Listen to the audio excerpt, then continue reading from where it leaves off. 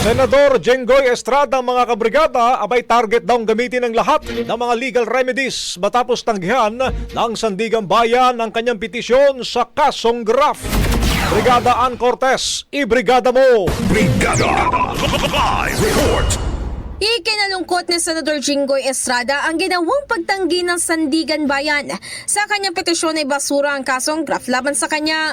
Kasunod nga nito, gagamitin ng mano ng senador ang lahat ng legal remedies tulad nga ng paghahain ng motion for reconsideration.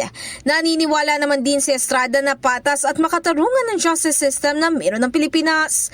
Pero sa kabila ng pangyayaring ito ay giniit naman niya na patuloy lang siya sa pagsasagawa niyang kanyang trabaho bilang isang senador.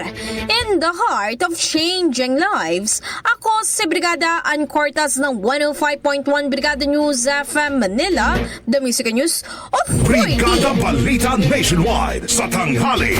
Ang bahaging ito ay hatid sa atin ng Yummy-Vit ES3 Syrup. Simulang tuparin ang pangarap ng iyong anak. And stunting now,